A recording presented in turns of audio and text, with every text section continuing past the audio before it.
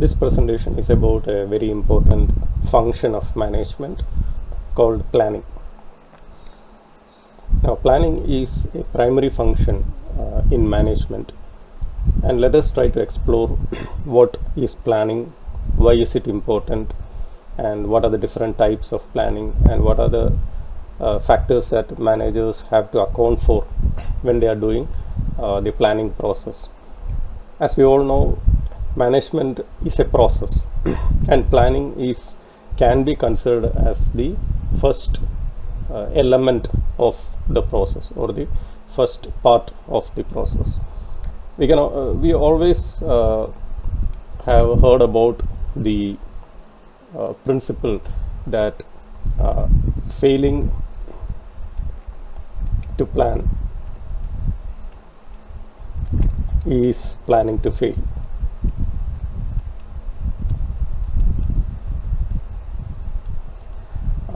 This dictum, although there are a lot of critics or there are a lot of criticisms about the planning process, every organization needs to have some kind of a roadmap, the roadmap that will help them to attain the organizational objectives.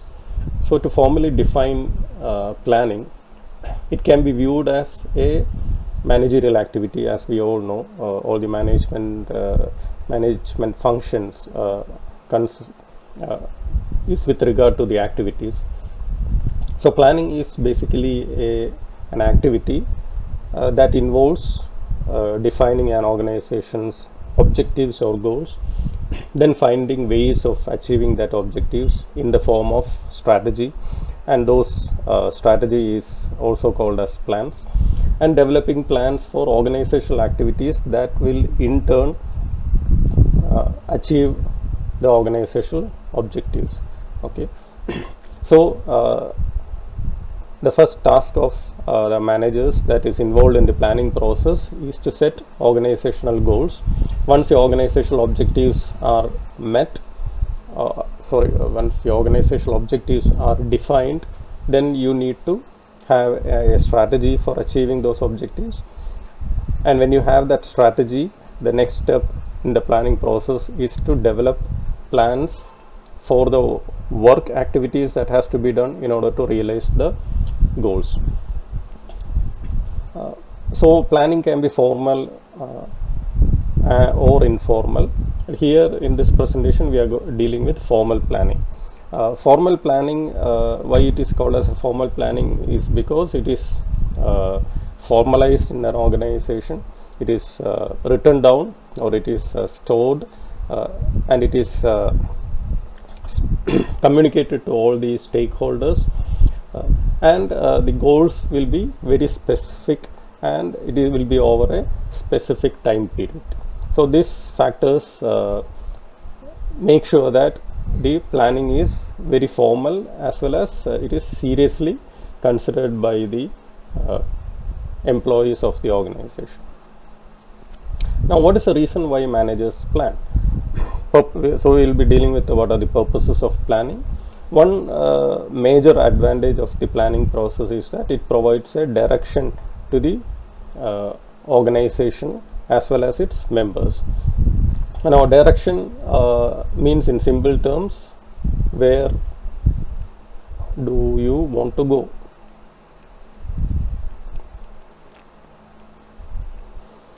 For example, if you are heading a sales organization, the direction would involve targets. So targets give a direction for the employees within that sales organization. So whatever the activities that you do will be aimed at achieving the sales targets. Secondly, it reduces uncertainty. See, we are living in a very, very uncertain and dynamic world. So when you do planning, it to a certain extent, I am not saying that planning fully eliminates uncertainty, but to a certain extent, planning helps employees to work towards certain objective. They have certain guidelines. They can follow that guidelines even though you are working in a highly dynamic environment. So it gives some sort of a a platform for the employees to work with, even if you are working in a high level of uncertain environment.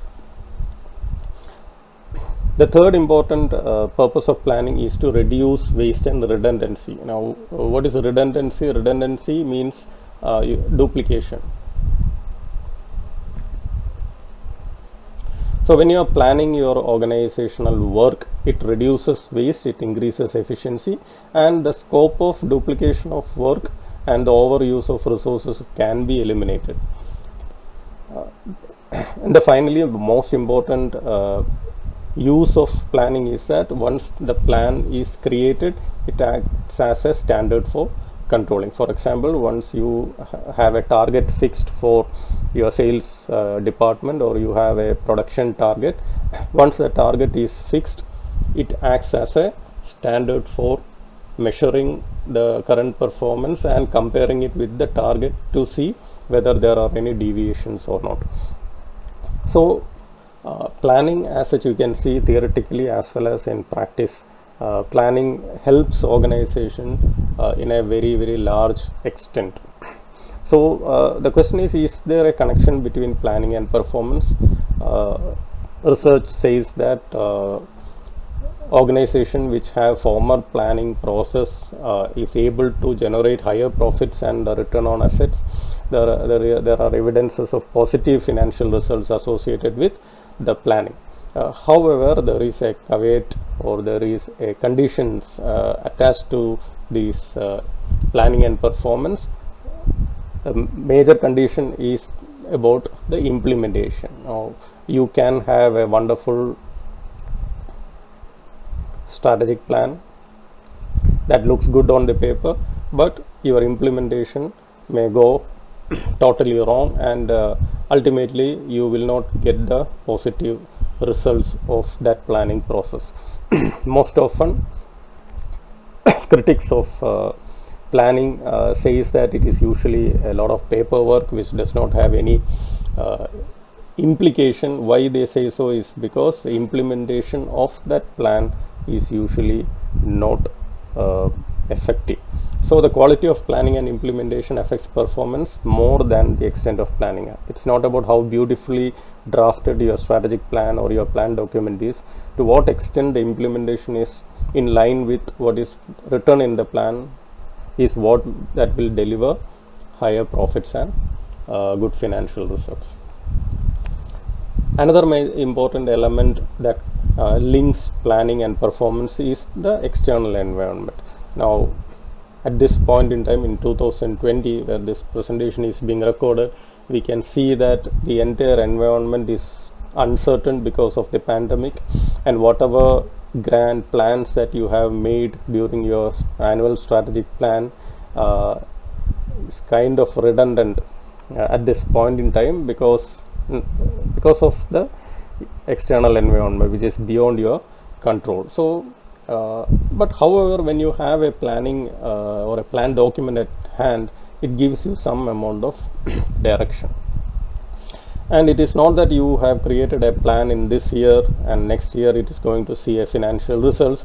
Former planning has to be used continuously, consistently, backed with a strong implementation. Then only it is going to have a positive influence on the performance. And let us get on with the toolkit. Now, how do managers plan? What are the elements of planning? The planning always starts with the goals or the objectives. Where do you want to go? You have to clearly define your objectives and goals. So how do you define objectives and goals? These are the desired outcomes for individuals, groups, or for the entire organization, and these goals provide direction and evaluation performance criteria. So the starting point for the planning process is that you should establish a goal which can motivate the organization at large as well as the employees, and help organize the resources so that objectives can be met. And once that goals are being fixed, the next process in planning is to create plans. Now, what are plans? Plans are the guidelines or documents that outline how the goals can be accomplished. So it is actually a roadmap for implementation.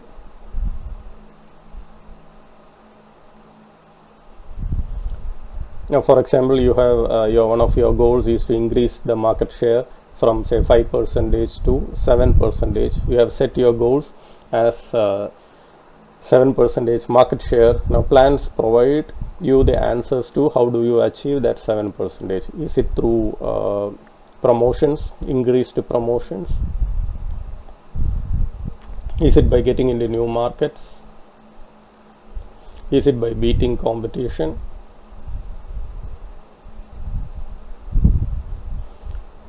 Or are you trying to get on with the new products or variants? So all these are the different ways in which you can reach your goal. So plans, and when you're doing this part of the planning process, it will give the employees or the people who are implementing a definite idea as to how that goals can be achieved. And the plans also describe the resource allocation. Say for example, you have decided to increase promotion. So increase promotion means that you have to have higher budget. Okay, so if you have used, or if you are planning to go to 7% market share using promotions, you need to have a higher budget. So that means that you will be asking for higher resources, and you know that how these resources are going to be allocated. And suppose you are going to do promotions, you also have to have certain activities that backs those promotions. So you will sales force, probably you need to increase your sales force, or you need to have proper motivation of the sales force so that you can achieve the 7% in market share. So these plans are excellent documents that can help implement and which will finally help you to reach your objectives. Now let us look at what are the different type of goals. So what is the purpose is that we need to identify what are the different types of goals. Your goals can be financial in nature, it can be strategic, that is long term. For example, how do you going to beat the competition, or what is your strategy to fight competition? How are you going to have your product or your service make better of the competitors' activities? And then broadly, your goals can be for the public consumption or private consumption, that is within the organization. So what do you mean by public consumption? See, if you look at the vision and mission statements of many companies, you can see that many companies have very broadly worded, highly feel good kind of statements that is basically intended for consumption by the public, that is one of the key stakeholders. But within the organization, the goals may be different or maybe more specific. Okay, say for example, you want to be a well respected, your stated goal will be to be a very well respected organization in some domain. So this goal will be there in your website. This can also be a part of your mission statement. But within the organization, your goal will be to have a higher market share, or to have a high return on investment, or can be the most profitable, or can be the number one player in the industry. Now all these need not be given for the public. Okay, this can be I'm not saying that it will be a secret, but this will probably be communicated within the organization. But outside the organization, your organization will be saying that your organization wants to be well respected. So goals can be stated as well as it can be real. Again, I am not intending that one is better than the other. Let us look at other type of classification with regard to plans. Now, planning can be classified on the basis of 4 factors. One is with regard to the breadth of planning. Second is with regard to the time frame. Third is with regard to how specific the plans are. Fourth is with regard to how the plans are usually used within the organization in terms of frequency. Let us take these one by one. Let us look at the first classification, that is classification using the dimension of breadth.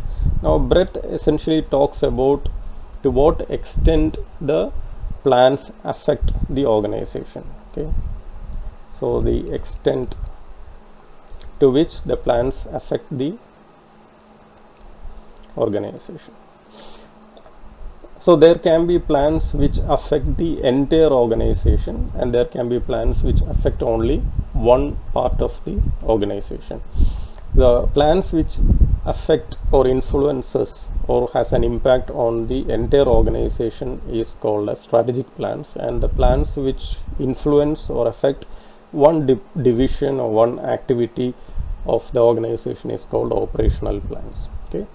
So strategic plans, they apply to the entire organization. They establish the organization's overall goals, and they seek to position the organization in terms of the environment. And usually strategic plans are supposed to have a higher time frame in terms of say earlier it was anything that is to above 5 years or in the tune of 5 years were considered to be strategic, but nowadays, since the environment is so dynamic, anything about 2 to 3 years time span is considered to be strategic in nature. So who is responsible for strategic plan? Usually the top management is responsible for framing strategic plans. So this is where your overall organizational objectives is being set. These are once this is set, it is usually then the other goals are derived from the strategic plans.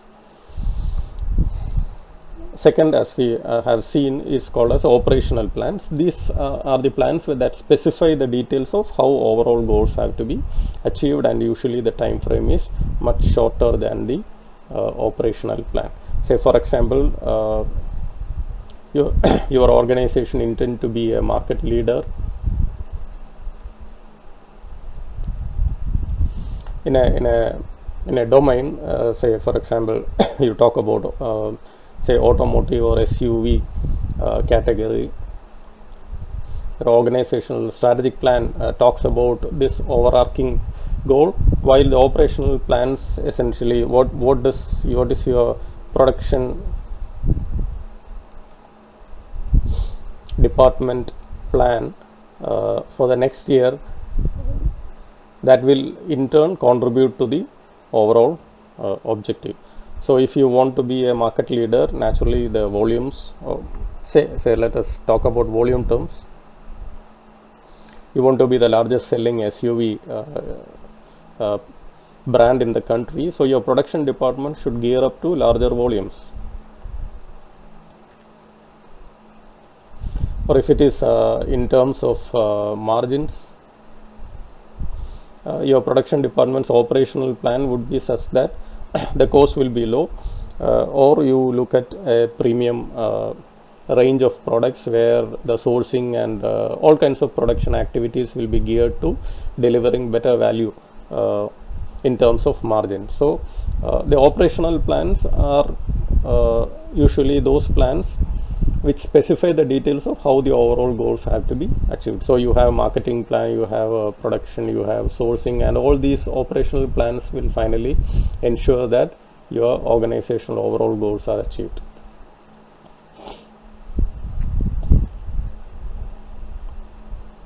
The next type of plan is with regard to the time. So what are the different time based plans? We all know there are long-term plans and short-term plans. Okay. So nothing much to talk about here. This is just classifying the plans in terms of the time frame. And then let us look at the third variable in classifying plans, which is with regard to the specificity. So one type of plan is called as specific plans, where the plan is so clearly defined that there is no scope for further interpretation. Say, for example, your production targets.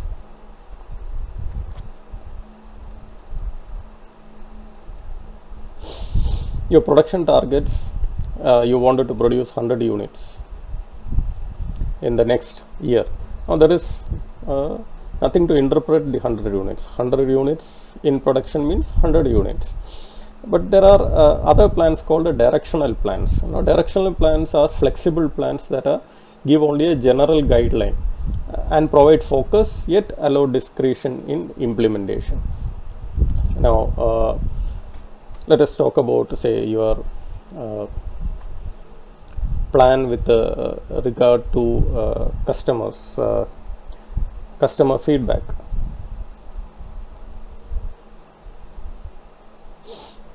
You have certain policies, or you have certain plan for customer feedback or customer complaints. This is whatever that the company does, it allows a lot of discretion in implementation. So suppose you are an online retailer. Now, how do you handle customer feedback and complaints? Okay, this a lot of discretion is there within the employer, can be given to the employees, although there will be certain specific guidelines too.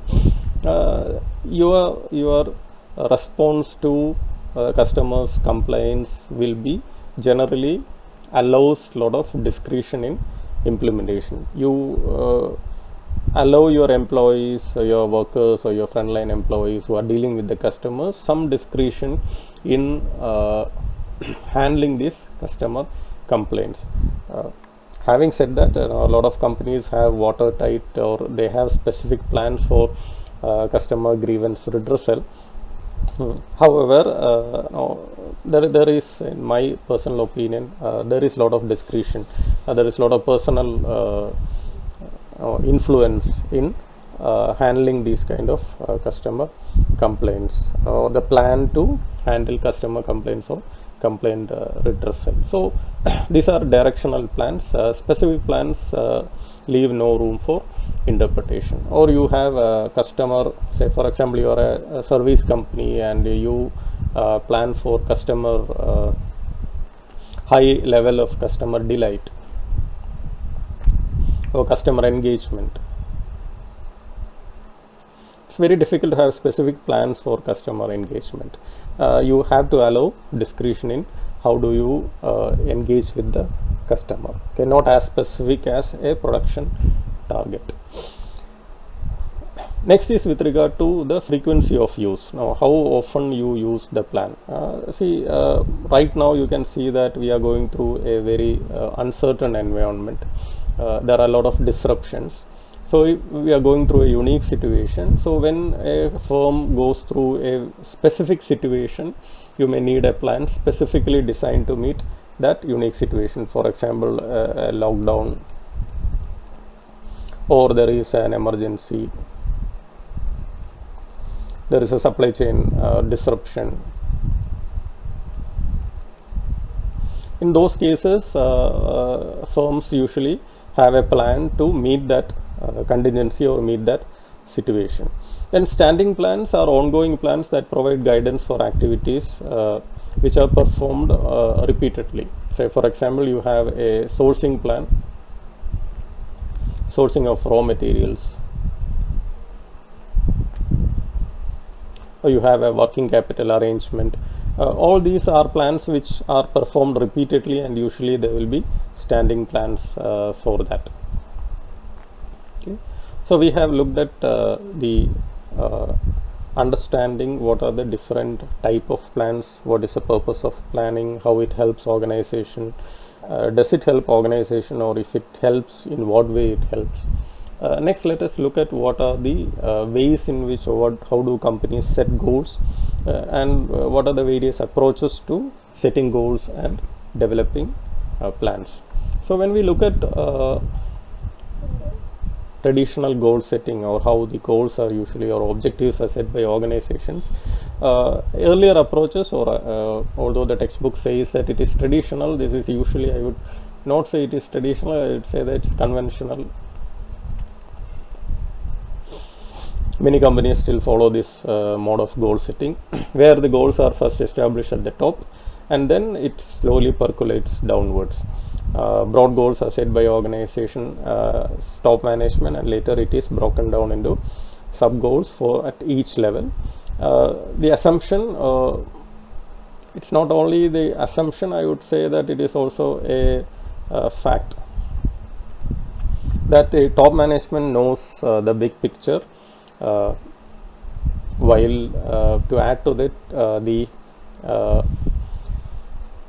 if it is top, then of course the lower level knows about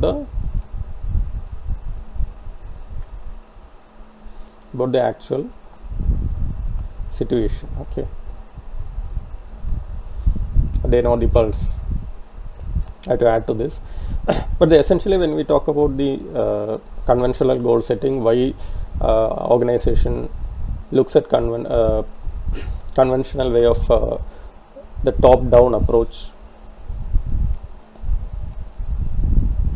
is that they feel that the top management is in a better position to understand the environment and its implication, and hence it is always better to leave the strategic planning and goal setting to the top management. So goals are essentially intended to direct, guide, and constrain from the above.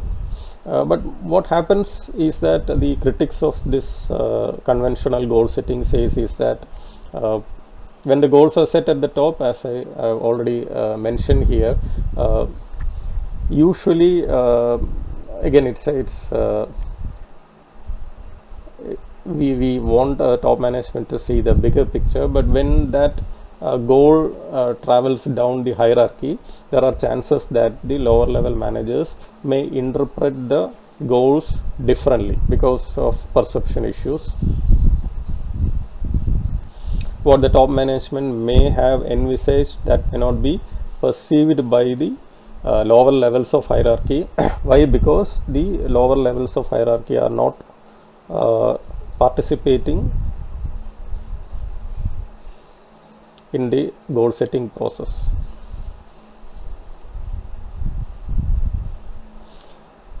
So it has this bigger picture also has to be conveyed to the lower level managers, otherwise they may interpret the goals differently based on their areas of responsibility. Okay. One of the principles that guide the whole goal setting process is that goals are essentially it's a network of goals that finally results into the achievement of organizational goals. So you have a larger goal and you break it up into sub goals, goal 1, goal 2, and the achievement of all these goals will eventually result in the larger goal getting achieved. For example, you have your target is 100 crore turnover, and you have 4 geographical locations or 4 geographical markets.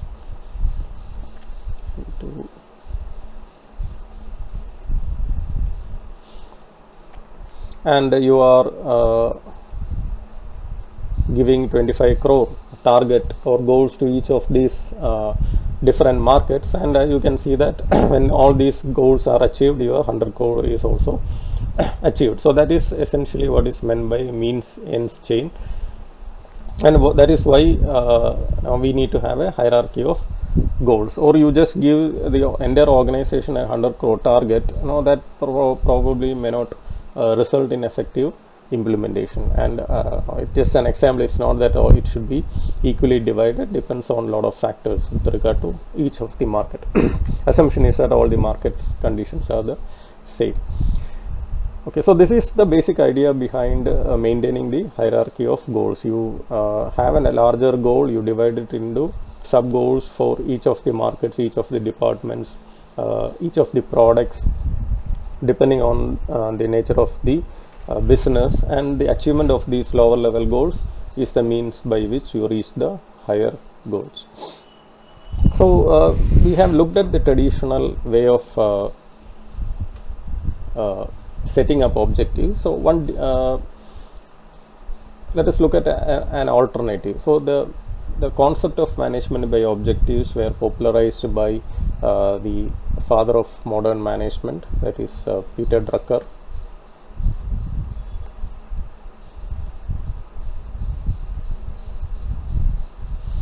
So Peter Drucker said that why do you just have to leave the setting of goals to the top management?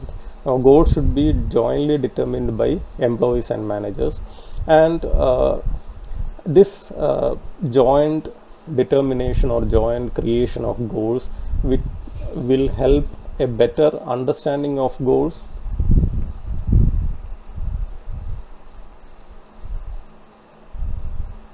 better understanding, as well as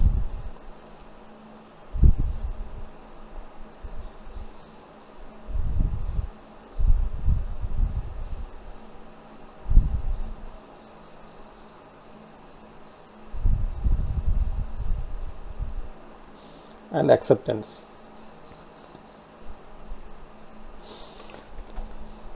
And once the employees and the managers sit together and determine their goals, then the progress of these goals accomplishment is periodically reviewed, and rewards are allocated on the basis of the progress towards the goals. So the key element of MBO is goal specificity. The goal should be specific. There is a participation in the decision making process, and all the activities are evaluated. The performance is evaluated over a period of time, and feedback mechanism is instituted so that we know whether we are going in the right direction or not. So in theory, management by objective is considered to be much superior to the traditional goal setting process, mainly because the employees are in line with the or they know what has to be accomplished and why that goal is set, because they are a part of the goal setting process. So it all starts with the formulation of the objectives. Then major objectives are then divided among divisional or departmental units. Unit managers set their specific objectives for the unit with their managers. So all these results in an acceptance of the goals, and also an internalization of organizational objectives. And once it is being finalized, then action plans are agreed upon not only by the managers but also by the employees. This is implemented, and there is an essential feedback loop. Okay, and finally it is all topped up with performance based rewards. Now, will it work? Of course, in certain organizations it has worked brilliantly, but there are a lot of issues also with regard to the MBO programs. It is usually considered to be a lot of paperwork. It is considered to be time consuming because usually it goes back and forth within the hierarchy of organizations. There can be a possibility of individuals who would want to have higher goals because they wanted to show their achievement, but there are also can be units or departments where they will try to underrate their goals. Okay, so now in all the planning process, it's not only unique to the MBO. All the problems that happens with the planning process has also has a role to play in the MBO programs. But the major issue with regard to the MBO is the time that it takes for reaching a consensus with regard to the goals.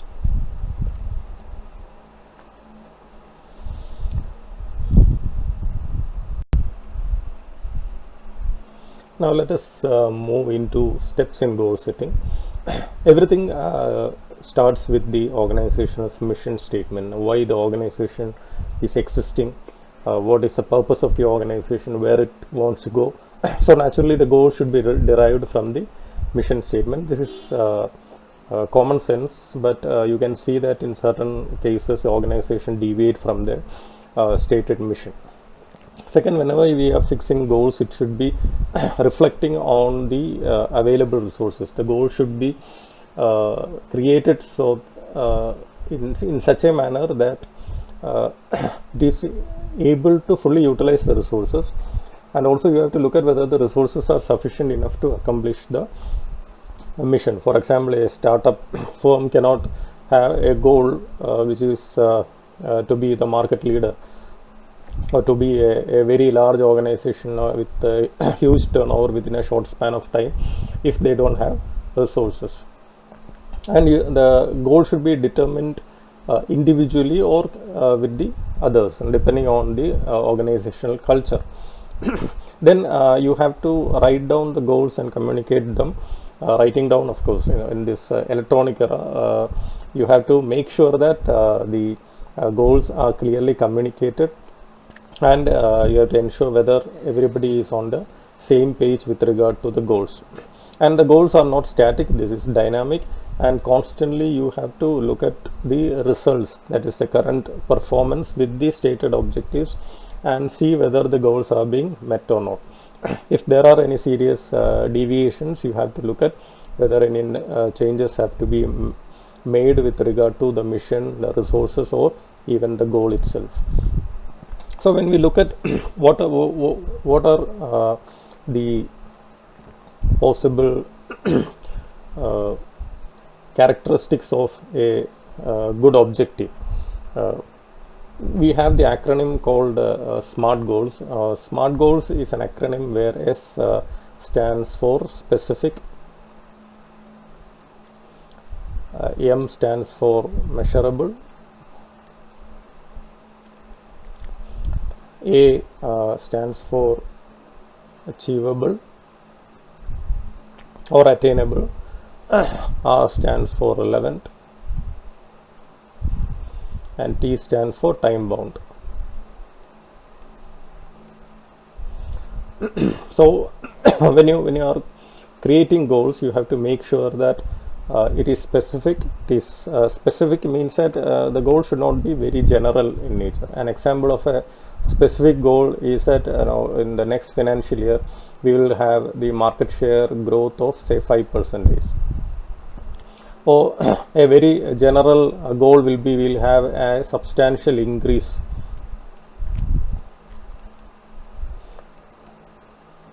in market share. This is a very general goal, while a 5% increase in market share is very specific. And as you can see, when you are talking about smart goals, it is also measurable. You can measure whether you have reached 5% increase in the market share, where there is no way to measure the substantial increase. Why? Because it is not quantified. The third important criteria for a good goal is whether this goal is achievable or not. You can have a big audacious goal, but the problem with unachievable goals is that often the employees may feel that they are working on something which cannot be attained at any cost, so naturally they will not put their 100% into it. At the same time, the goals should also be stretch goals. Now, stretch goals is a concept that was popularized by the legendary Jack Welch, who said that the goals, when you are giving goals to your employees, it should not be easy for them to achieve. They should be able to stretch their resources as well as capabilities to achieve those goals. Stretch goals is set to motivate the employees to give their maximum. It is used to challenge the employees. So when you are creating smart goals, make sure that it is also stretching their potential. The fourth important characteristic of a SMART goal is that it should be relevant to the organization, and also it should be relevant to the individual. Okay, you need not try to change the world if it is not relevant. Your goal should be relevant to the organization as well as to the individual, and it should be time bound. There has to be a time period where the organization expects the goals to be achieved. So good goals are SMART goals. And when you are trying to develop plans, there are a lot of factors that influence a manager's planning. These are called contingency factors. The factors involve at what level the managers are when they are doing planning. Usually when we are doing planning, strategic plans are done at higher levels and operational plans are at lower levels. To what extent there is a uncertainty in the environment. Say for example, when you are very stable, when you are working in a stable environment, you need to have specific plans, while when you are working in dynamic environment, your plans needs to be flexible, in the sense that with the change in environment, you should not be stuck with your plan. You should be able to change the plans to suit the environment. So a lot of things affect the environment, the nature of the industry, the nature of the market, the regulatory framework, etc. All inside and outside environment, all these affect the how dynamic the environment is. And another important factor is with regard to the commitment. See, when you are looking at plans where a lot of things depends on future prospects. For example, you are expecting a big cash flow in the next 2 years time. Your current plan should be looking at this 2 years, because that is the only time when you receive your cash flow. So if your current plan affecting future commitments must be sufficiently long term to meet those commitments. So whether you are looking at cash flow or you are looking at other external commitments which are going to happen in future, your plan should be sufficiently long term to meet your commitments. And in the earlier slide, we have already looked at how the levels of managers is related to the type of planning that they do. So the first level managers are usually responsible for operational planning. Now let us look at what are the approaches to planning. Usually organizations have a strong planning department, and they consist of strategic thinkers and planning specialists who help the managers to prepare their organizational plans. But it is not that the planners just do only the planning. Nowadays, because of lack of resources and increased focus on efficiency, those people who plan are also responsible for their implementation, and try to involve the members of the organization at various levels in the entire process, because otherwise they may feel alienated to the plan. And another important factor is that people at various levels of organization will be able to bring different perspectives.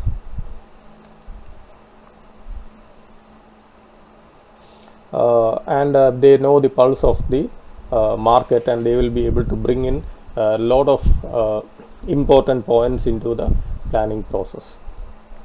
And to wind up the whole discussion on planning, although we talked a lot about the advantages of planning, there are a lot of criticisms of planning also. That planning often is criticized as being very rigid, in the sense that once you have a plan, it is considered to be non-flexible and non-negotiable. So whether the industry is changing or the market is changing, if you are just stuck with a plan, it creates a lot of problems for the organization. So if you are working in a very dynamic environment, probably the relevance of a very formal planning process is debatable. And plans cannot replace intuition and creativity. We talk about the gut feeling and you can see that many breakthrough innovations and products usually does not come from formal planning process, but through probably a very informal thinking and strategic process. So planning usually is useful when the manager's attention is on the operational element and not on how to handle competition or thinking about how to survive in a very uncertain tomorrow. Okay. And although the formal planning is maybe is a cause of today's success, there is no reason to believe that it may help you in perfecting tomorrow's success. So a very dogmatic planning process can be a recipe for future failures. So that is what critics always talk about, the planning process. So what are the key pointers when you are trying to do planning in a very dynamic environment? Develop plans which are specific but open. You should be open to change, or it should be flexible. Planning is not a static process, it's a dynamic process, and whenever the conditions warrant, the plan should be subject to change.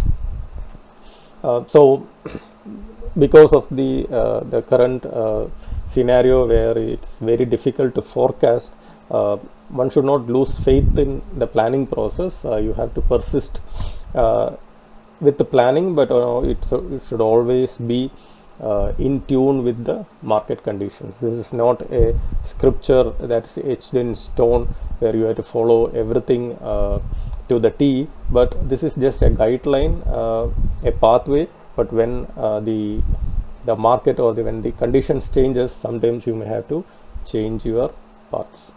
Okay. So increasingly when you are operating in a dynamic environment, less hierarchy and a faster decision making will definitely go a long way in making an effective implementation of the whole planning process as such. So that is